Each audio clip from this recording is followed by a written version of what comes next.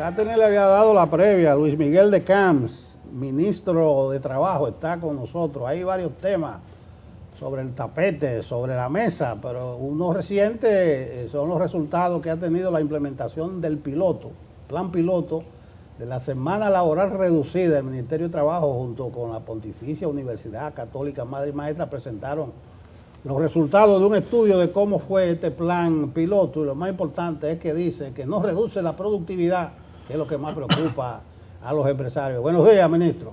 Muy buenos días, querido Nelson, mis queridos amigos. Un placer estar aquí con ustedes. Veo a Federico muy pensativo. Preparándose, está bien. No, señores, es un placer. Gracias por invitarnos. Para nosotros, pues, es un honor poder compartir con ustedes y, como dice Nelson, pues algunas novedades que se han comenzado a socializar desde hace algunos días de la semana pasada. Porque la semana pasada se pudo dar a conocer a todo el país los resultados del piloto voluntario de semana laboral reducida.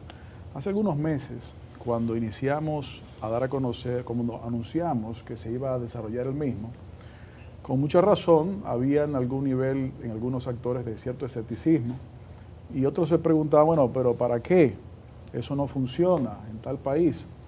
La verdad es que justamente el para qué era para responder a esas preguntas, para saber si los ejemplos que los medios de comunicación globales habían recogido de otras latitudes tenían o no cabida en nuestra realidad. La verdad es que hoy la República Dominicana ya tiene en sus manos un informe técnico de saber cuáles son las cosas que pudieran funcionar y cuáles son las cosas que no pudieran funcionar en la realidad dominicana. Esto es una gestión que no improvisa, es una gestión que pasa de análisis concretos para el desarrollo de políticas públicas y sobre todo dotar a los actores de la sociedad con las herramientas en la toma de decisiones. ¿Qué informaciones se pudieron recoger? En primer lugar, de señalar que, como decía Nelson, el estudio se hizo con el acompañamiento científico de la Pucamaima, quien se encargó del diseño final del estudio, la recogida de la información y el análisis de los datos. Y la verdad es que, como es voluntario y deberá seguir siempre siendo voluntario, en primer lugar, arrojó que la productividad no solamente no se reduce, sino que en algunos casos aumenta. ¿Cuál fue el parámetro que se determinó para tomar en cuenta este factor? Pues los programas operativos anuales de las empresas se analizaron y del 91 al 98% de los supervisores de las empresas señalaron que se cumplieron siempre o casi siempre las actividades programadas sin necesidad de contratar personal nuevo y sin necesidad de que las personas que se encontraban en el programa voluntario de semana laboral reducida tuvieran que trabajar horas más allá del establecido por la semana laboral reducida.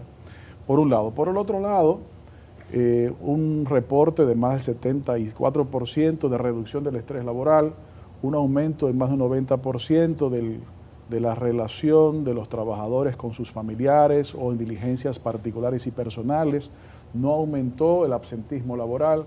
En esencia, vemos que aparentemente en los casos en los que se materializó el plan piloto voluntario, hubo esa mejora para ambas partes. Ahora, es importante destacar, como ustedes lo saben, que esquemas como este no son esquemas que se pueden transversalizar a todo el sistema laboral. Porque, número uno, hay que tomar en cuenta el tipo de trabajo que se desarrolla. Hay tipos de trabajo de fuerza y hay tipos de trabajo del conocimiento. Generalmente los tipos de trabajo de conocimiento son los que son más propensos para este tipo de programa, porque generalmente tienen un componente de entregables más que de horarios y de responsabilidades dentro de plazos establecidos. Pero la verdad es que el ejercicio ha dado informaciones básicas y fundamentales en la sociedad dominicana. Esas informaciones están a disposición de toda la sociedad para que las empresas y los trabajadores puedan evaluar si les funciona o si no les funciona. Incluso depende también, no solamente del tipo de trabajo, sino también a veces del tipo de empresa e incluso dentro de una misma empresa, el departamento o área a la que se refiera. Lo importante, creemos nosotros, es que existe la posibilidad de desarrollar iniciativas más allá de las aspiraciones Es decir, iniciativas que puedan identificar si existen o no las condiciones para seguir avanzando y seguir desarrollándonos y no estar atrás de la curva, sino adelantándonos a lo que son los acontecimientos. Luis Miguel, ¿esas empresas van a seguir con ese modelo, dado el resultado? Y si ya ustedes han recibido de otras empresas, tanto públicas como privadas, el deseo, vamos a decir, de implementar esta jornada en base a un informe que ha sido positivo para ambas partes, según lo que ustedes han planteado. Bueno, según tengo entendido, de las 6 empresas e instituciones participantes en el piloto, hay una que expresó interés de continuar y expandir dicho programa. Hace menos de una semana que esta información salió a la luz pública. Ya es una decisión individual de cada una de las instituciones, así como cualquier otra. Cuando el programa se desarrollaba más o menos a la mitad del proceso, hubo algunas instituciones que expresaron algún interés de ser parte del piloto. Se les expresó que ya el piloto estaba en medio del camino, pero lo importante es que sepan, empresas, empleadores y trabajadores, que es una posibilidad que la pueden hacer desde ya, si así lo desean, pero que es algo voluntario y que tienen en el Ministerio de Trabajo la posibilidad de contar con la mano amiga de la estructuración de su programa si así lo quieren desarrollar. Ministro, las empresas, el beneficio para el empleador, ¿qué podría ser más allá de quedar en buena con su empleado? O sea, en términos monetarios, porque las empresas para generar beneficios, ¿cuáles podrían ser las ventajas? Y en segundo lugar, este informe y estas experiencias ya se ha socializado con los gremios empresariales, con los grandes empleadores de la República Dominicana. Bueno, cómo no. El programa, la expresión de los resultados del programa, que se dieron a conocer la semana pasada, fueron invitados todos los gremios, no solamente sindicales, sino también empresariales, y la socialización del reporte se está desarrollando a partir de entonces. ¿Cuáles son algunas informaciones que nos parecen interesantes desde el punto de vista de los intereses del empleador? Por ejemplo, nos llamó la atención positivamente algunos aspectos. Por ejemplo, uno, la eficientización del uso del tiempo. La productividad de la empresa indefectiblemente tiene parcial o más que solo parcialmente que ver con la productividad del trabajador. Si el trabajador utiliza el tiempo más eficientemente, por definición, es más productivo. Pero otra cosa que nos llamó también importantemente la atención es que en los datos arrojados, donde se evalúan cuestiones cuantitativas y cuestiones cualitativas, en las cualitativas se determina un mayor compromiso del trabajador con la empresa, una relación de profundidad y de identificación del trabajador con la empresa. Esto es muy interesante porque hoy en día, no solamente en nuestro país, sino en el mundo completo, se ha hablado bastante y todavía queda mucho por hablar sobre lo que es el concepto del salario emocional. Es cada vez más difícil el mercado laboral global competir solamente en base a aspectos económicos. Tiene que haber una competencia también en base a otros aspectos, como lo son el relacionamiento, el trato, el compromiso. Entonces, un trabajador con un aumento de sentimiento de compromiso e identificación con su empresa o con la empresa con la que trabaja, en principio desarrolla mejores resultados en su desempeño y aumenta consecuentemente la productividad. Es un ejemplo posible de un aumento de productividad no solamente ligado a la reducción de costos, que hay posibilidades también de reducción de costos a través de estos ejercicios, porque si, por ejemplo, la empresa decidiera tener una jornada reducida donde un tiempo de la semana pues no está abierta en algunos departamentos, comienza a ahorrarse, por ejemplo, energía eléctrica, por ejemplo. Pero también otro aspecto es el aumento de productividad respecto a la efectividad del trabajo realizado por el trabajador.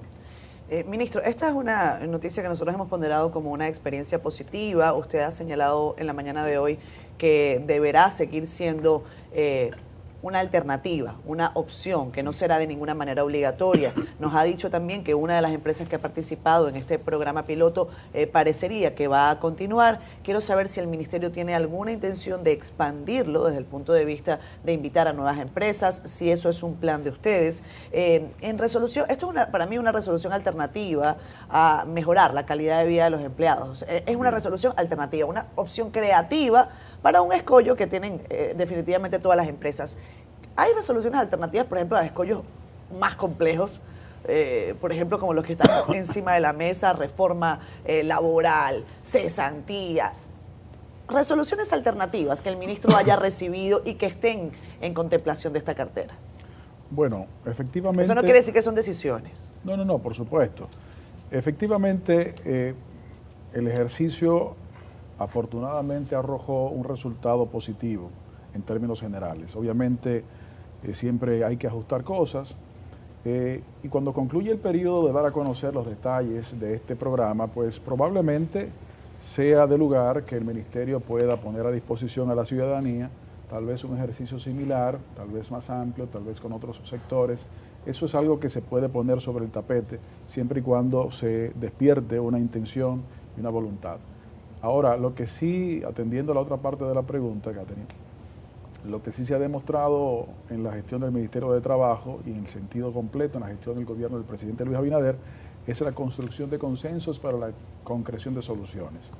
Y efectivamente el proceso electoral que concluyó hace algunos meses, en donde se le ratifica el apoyo al presidente Abinader de una forma abrumadora, es una señal de apoyo a su forma de ejercer el poder, a la forma de gobernar y en las reiteradas intenciones y en algunos casos ya materializadas realizaciones de cambiar y de transformar. Como todos sabemos, el presidente ha señalado una decisión y un objetivo de seguir construyendo y materializar los consensos necesarios para las transformaciones y reformas de leyes, en las que se encuentra incluida obviamente la del Código de Trabajo, que se encuentra en amplios niveles de consenso.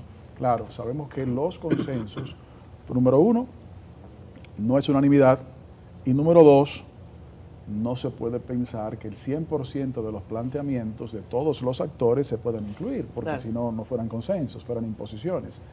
Ahora, lo que sí estamos convencidos es que en algunas semanas el país va a poder conocer con lujo de detalles toda la gran cantidad de mejoras en materia de una posible reforma laboral o modernización de nuestro Código de Trabajo. Una inquietud, 6 empresas comenzaron y terminaron las 6 o se apió una en el camino. Comenzaron las 6 y terminaron las 6. Segundo, el asunto de la informalidad. Yo decía aquí comentando cuando presentaron ustedes los resultados que este país con ese peso que tiene la informalidad en la construcción del PIB, eso casi es una muestra médica, el asunto este de la jornada laboral reducida. Y también le pregunto ahí sobre el teletrabajo, que quizás sea lo que hay que potenciar más. Y si ustedes tienen, excusen que me extiendan, por ejemplo con el huracán que venía último, se dijo la gente que vaya, que pueda al teletrabajo. Eso está medido, que si viene un huracán, decimos, nos movemos al teletrabajo y va a seguir funcionando el 80%. Bueno, comenzando por el final, el trabajo flexible a distancia, llamado también teletrabajo como una de sus modalidades, es, por ejemplo, uno de los elementos consensuados en una posible reforma, dicho sea de paso. El teletrabajo, hace ya casi 4 años, en el noviembre y diciembre de 2020, lo regulamos con unas resoluciones propias del Ministerio que facilitaron la materialización de la formalización de esos mecanismos. Ahora debe formalizarse aún más, atendiendo la premisa de su primera pregunta. Los segundos son elementos distintos. Por ejemplo, ¿qué arrojó también este análisis? Cuando se le preguntaban a los trabajadores que participaron sobre cómo quisieran que el proceso continuara, la mayoría prefirió expresar que fueran de 4 días a la semana. Pero cuando se le preguntaban a las empresas, se prefería que fuera una combinación de trabajo presencial y trabajo híbrido, o, en su defecto, que fuera una hora menos al día. Es decir, que hay mecanismos diferentes. Lo más importante es que la flexibilidad que existe, según los acuerdos entre empleadores y trabajadores en el día de hoy, permite esquemas más productivos o potencialmente, como acabamos de ver. Y uno de los elementos que usted señala, creo que son los esenciales, y es la necesidad de profundizar en la formalización del empleo. Porque esto, aunque muchas veces no se tiene en primera fila, impacta absolutamente a todo. Impacta las recaudaciones del Estado, impacta las recaudaciones del Sistema Dominicano de Seguridad Social, impacta consecuentemente a la mejora y la protección de la población en sentido general. ¿Qué hemos visto en esa dirección? En esa dirección hemos visto que en los últimos 2 años, casi, ha habido un ligero aumento de la formalidad en cerca de 1.6% en el estudio de los ocupados. Esto es importante. ¿Es suficiente? No, no es suficiente. La verdad es que la informalidad dominicana en materia laboral se ha mantenido entre un 53 y un 56% aproximadamente. Mientras más abordemos el tema de la informalidad, mejores resultados tendremos en todo el sentido de la palabra. Por eso también estos mecanismos que estamos evaluando y que junto con los actores del tripartismo estamos analizando, deben verse como mecanismos posibles de facilitar una formalización. Obviamente con sus limitaciones propias, como ya decíamos al principio, pero son mecanismos importantes. En esencia, no podemos dejar de explorar alternativas que nos permitan construir soluciones tanto para trabajadores en su calidad de vida como para empleadores en su productividad, pero también desde el punto de vista de la estructura productiva nacional para el aumento de la misma. Luis Miguel, usted habló que pronto vamos a conocer el proyecto de reforma al Código Laboral, la reforma laboral, pero desde el Ministerio de Trabajo también hay otra reforma que se debate mucho y que es importante, que es la reforma a la Ley de Seguridad Social. Así es. Esa que tanto ha avanzado y si se va a presentar también en las próximas semanas, como usted ha informado. Muchas gracias. Bueno, también se ha estado discutiendo y socializando sobre la necesaria reforma a nuestra Ley de Seguridad Social.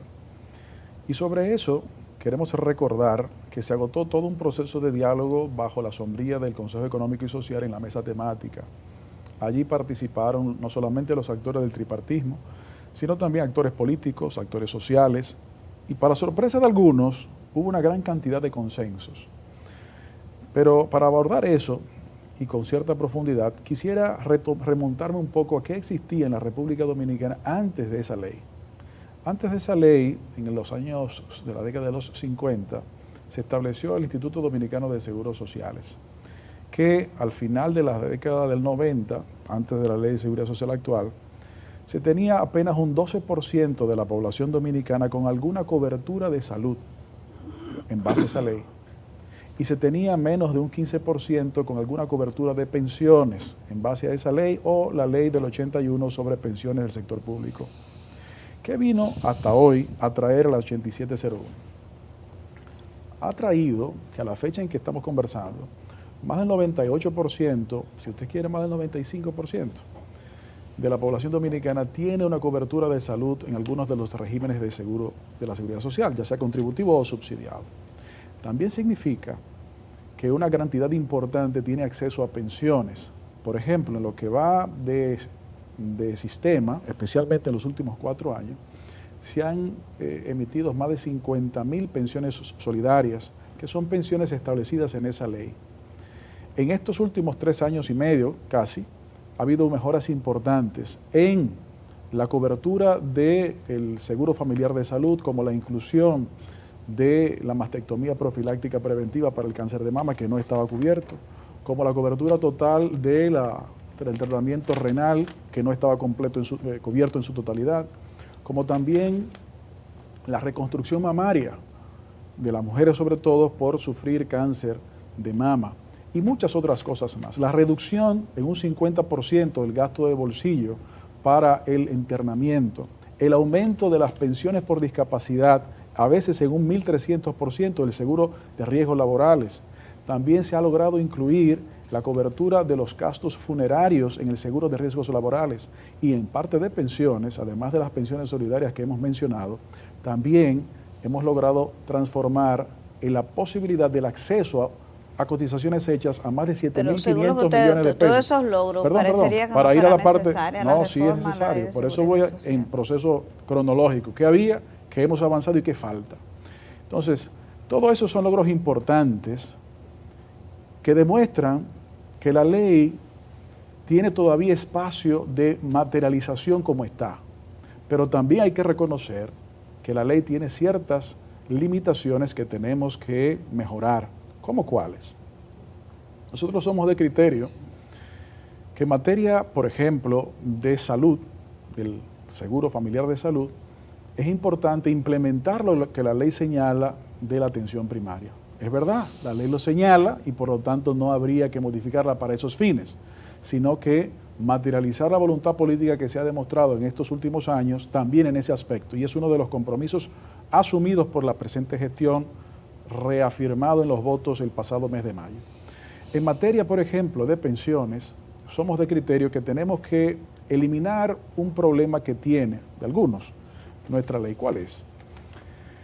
El sistema que tenemos no le permite a la población tener una claridad de expectativa de cuál será su pensión establecida. Y por lo tanto, la incertidumbre trae consigo algunas dudas y preocupaciones. Entonces, entendemos que sería conveniente establecer una pensión mínima garantizada con una pilar solidario fortalecido, así como también revisar los montos de recaudación y sostenibilidad. Para eso es necesario modificar la ley, pero para eso es necesario seguir las discusiones con la sociedad, porque esas modificaciones deberán traer consigo pues una revisión de la gobernanza, una revisión de la sostenibilidad financiera y el establecimiento de un nuevo parámetro sobre el horizonte de sostenibilidad. Esas mejoras sí son necesarias llevarlas a cabo en una reforma de ley y quiero señalar lo siguiente. Esa ley de seguridad social que tenemos hoy fue producto de una decisión política valiente en el 2001, a pesar de que era una ley que tenía una década estancada en el Congreso. Y esa misma ley ordena o llama a su revisión 10 años después. Esa revisión que no se ha hecho, excepto algunas cosas puntuales, especialmente el fortalecimiento de la capacidad supervisora de la Tesorería de Seguridad Social en el 2020. Pero ahora tenemos que cumplir el compromiso que esta sociedad con su gobierno se dio y ahora reafirmado en la mejora también. En esencia, tanto la reforma laboral como la potencial reforma de seguridad social, como las reformas políticas que ha señalado el gobierno, la constitucional, la de la independencia consecuentemente del Ministerio Público y todas las demás reformas que el presidente de la República ha puesto sobre el tapete, son reformas que tienen como centro un objetivo, el objetivo de la mejora de la calidad de vida de la gente a través del fortalecimiento institucional, de la mejora financiera del Estado y de los actores, las mejoras salariales continuas y constantes y consecuentemente el aumento de la productividad y la innovación. Ministro, 32 años tiene el Código Laboral de la República Dominicana, la sociedad dominicana no es la misma desde luego. Hace un par de meses en ese lugar los principales dirigentes sindicales señalaron que ya tenían agendado, consensuado y coordinado prácticamente la totalidad del código, que solamente le faltaba un 3%, la cesantía. Al respecto, ¿cuál es la opinión del Ministerio frente a eso? Pero también para que la cesantía no nos arrope en la dinámica de reformas que se vienen, ¿cuáles son las oportunidades de mejora del Código Laboral que el Ministerio ha identificado como impostergable para poder incorporarla en la nueva ley? Cómo no, comenzando por el principio, efectivamente, como usted señala, los actores del tripartismo hemos logrado unos niveles de consensos jamás antes alcanzados, incluyendo con respecto a la cesantía. Por primera vez, los tres sectores han establecido su consenso de que la misma no debe ser jamás eliminada. Eso nunca se había puesto sobre el tapete con los tres sectores. Ahora, fuera de ese elemento, muchos otros elementos han logrado ser consensuados. ¿Cuáles son los problemas de 30 y tantos años que hemos acarreado? Por ejemplo, hay una relación laboral en nuestro mercado local en exceso judicializada, en donde los costos transaccionales de las relaciones laborales son muy altos debido a la sobrejudicialización. Ojo, no solamente en detrimento de las empresas, sino también en detrimento de los trabajadores. Con los consensos arribados en materias procedimentales, entendemos que muchos de los abusos que se ha sufrido en las últimas décadas se eliminarían y algunos otros se reducirían a su mínima expresión, sin quitar derechos a las partes. Esos elementos se encuentran consensuados. En respecto a temas también de modernidad, como decía hace un momento, los elementos de teletrabajo también se pueden introducir en la reforma y se encuentran consensuados. Otros elementos que también son importantes en cumplimiento, por ejemplo, de la sentencia del Tribunal Constitucional, es justamente la adecuación de nuestra legislación al convenio 189 sobre trabajo doméstico, trabajo del hogar, que también se puede incluir en la reforma. Pero también se puede incluir elementos interesantes sobre mecanismos y nuevas formas de trabajo, más allá del teletrabajo, en donde la práctica ha demostrado beneficios no solamente a las empresas, sino también a trabajadores, como posibles aumentos de topes de horas extras, obviamente con el pago como la ley lo manda, pero también con el respectivo fortalecimiento, esto es muy importante, fortalecimiento de las características de regulación y sanción. Me explico. Según nuestro código, cuando hay alguna violación, la sanción más costosa que el código impone es de hasta 12 salarios mínimos. El salario mínimo más alto del sector privado, no sectorizado, ronda los 25.000 pesos. 12 salarios mínimos vendría siendo 300.000 pesos hoy. Entonces, si el costo más alto de una infracción es hasta 300.000 pesos, pero con el incumplimiento de esa normativa, el infractor se está ahorrando, por ejemplo, 1 millón de pesos al mes, pues una ganancia de 700.000 pesos mensuales, no hay problema. Eso es algo que tenemos que corregir, que también viene allí a arrojar una mejora de la eficientización de la labor regulatoria y el mejor funcionamiento. Eso junto con lo que hemos ido experimentando en estos últimos 3 años, de los aumentos constantes de los salarios mínimos, de manera no solamente ajustes por inflación, sino más allá. Por ejemplo, en el no sectorizado, que ha sufrido 2 rondas de aumentos, el aumento nominal ha sido cerca de un 44%. Cuando ese aumento nominal le restamos la inflación, vemos que el aumento del salario mínimo real, el no sectorizado, es un 15%, cuando la inflación estuvo cerca de 10% en ese aspecto. Es decir, que en definitiva, la ruta hacia mejoras va también atendiendo a los sectores que conforman el tripartismo, no solamente los trabajadores, sino también la eficientización del sistema productivo y el fortalecimiento de la regulación en pos de su eficientización. Terminamos, pero a veces nos olvidamos. Bueno, con esa sentencia terminamos. Sí. No, pero vamos a robarme 30 segundos, como dicen en la televisión. Nos olvidamos de la política a veces, tú no eres un burócrata, tú eres un político. Por eso me gusta siempre venir hicieron la evaluación de la participación electoral. En el universo de los 22 partidos que apoyaron a Abinader, a ti te fue bien, quedaron como en octavo, sí, 8 de 22, aunque eso es porcentualmente, en términos de votos quedaron como en quinto. Ya ustedes hicieron su evaluación, hacia dónde van, hacia crecer, hacia dónde van. Claro que sí. Bueno, muchísimas gracias, Nelson. Nosotros brevemente, me estoy robando. Trataremos de ser breves porque ese tema siempre es importante, pero bien. Nos sentimos complacidos de poder haber aportado nuestro grano de arena al triunfo electoral del presidente Luis Abinader, quien junto con los partidos aliados logró el porcentaje de votos totales que se logró. Pero también nos sentimos comprometidos, más que con el proceso electoral, con lo que todavía falta por desarrollar en la gestión. Recuerde que el presidente de la República, Luis Abinader, asumió un gobierno que por 1 año y medio estuvo involucrado de manera principal prácticamente en el tema de pandemia, como era normal. Es decir, que el periodo de gobierno en las ejecutorias no planteadas antes de la existencia del COVID comenzó a ejecutarse algún tiempo después. Entonces existen algunas de esas iniciativas que se tienen que terminar de materializar. Y por eso estamos comprometidos pues, en ayudar en esa dirección políticamente y desde el servicio público, como lo entiende el presidente de la República. Vamos a seguir comprometidos en la labor, no solamente de servicio, sino también política, para que esas ejecutorias se materialicen y la población entienda y perciba que es también para su mejora. Bien, Luis Miguel de Camps García es un hombre prudente, no le voy a preguntar si se queda, si lo van a rotar, Ustedes me van a hacer Dejemos eso ustedes me van a hacer una algún oferta día. aquí.